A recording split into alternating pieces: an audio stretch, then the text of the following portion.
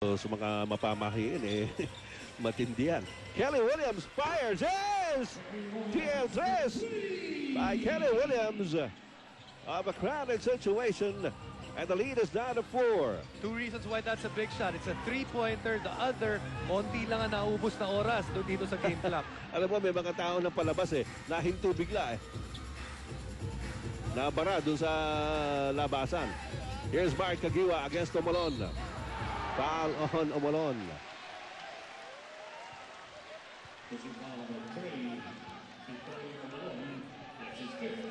Panlima kay Bitoy Omolon. 33 seconds to go. 2 shots for Mark Caguioa. They're up by 4.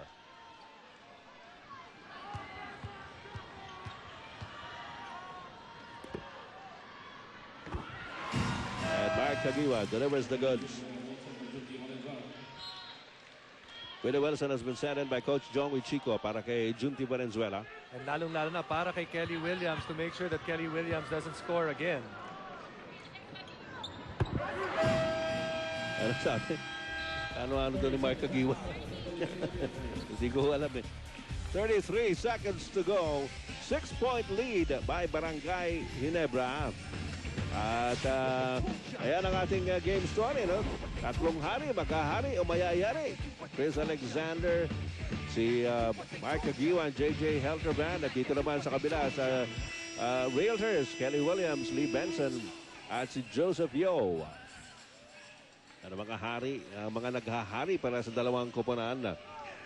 They've beaten the Realtors in 10 of their last 12 meetings dating back to the 2005-2006 Fiesta Conference. Kontrapelo. Tawag na kontrapelo. Actually, in this conference, they split their first 2 games, or rather their elimination games. Santa Lucia taking the first round while Barangay Ginebra taking the second round. Nakita ho ninyo yung crowd doon. Palagay ko, hindi nyo na kailangang hulaan kung kanino sila. Williams from way out. Yes! Pasok na naman! It is down to a 3-point lead with half a minute to go. Ayun na naman, balikan na naman yung mga tao palabas.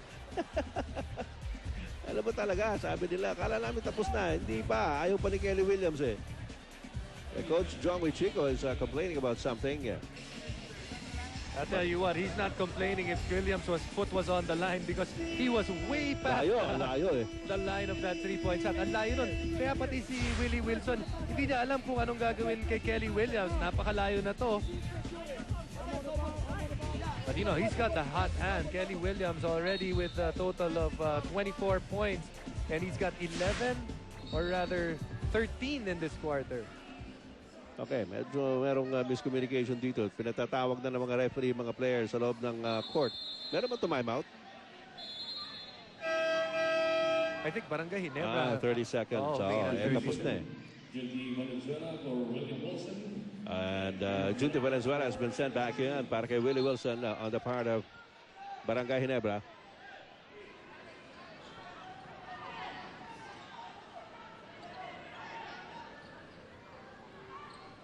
Okay. Well, they're going to challenge a 3-point shot. I don't know which 3-point shot they're going to challenge. May challenge ang Ginebra. Well, I'm not really sure, Ed, kung sinong side na humingi ng challenge. But I'm sure it's not that last 3-point shot of Williams. Well, I thought it was far enough. But ito, tingnan natin. Ladies and gentlemen, the challenge on the floor, the basket made by Kelly Williams at the 30.5, the second mark of the Ayun nga challenge, yung kay Kelly. I'll tell you what, they didn't need a TV to figure out if that was a 3-point shot or not. The 3-point basket made by Kelly Williams is still a 3-point conversion. The score is 90-87. That's why it was probably the fastest challenge that I ever saw. Al napakadali Oo. Layo talaga Junti Valenzuela has scored 8 points in this period. He's back. Inbounding. Chris Alexander. Okay, may timeout.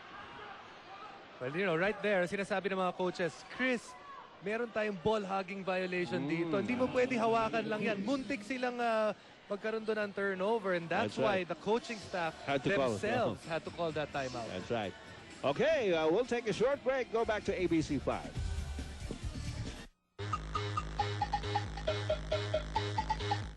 Kung gusto mo malaro ng maraming premyo live, on air, on TV, Text to Win ang programa mo. Manood lang ng Text to Win every single night dito lang sa ABC5 kung saan maglalaro tayo ng napaka-exciting na games.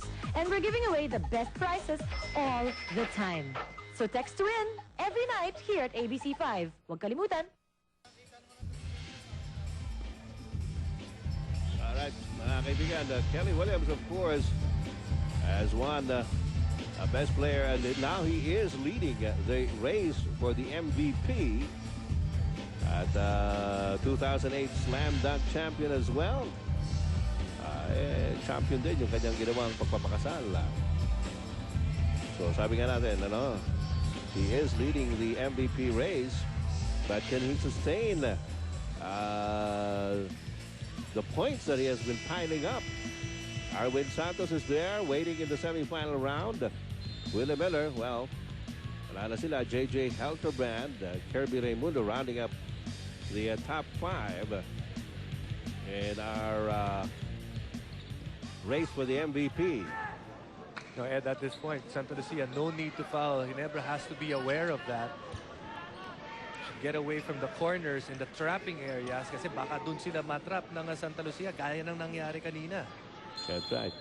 Ito si Junti Valenzuela naglabas ng bola. Looking around for a receiver. He finds J.J. Helterbrand. There's a double team on him.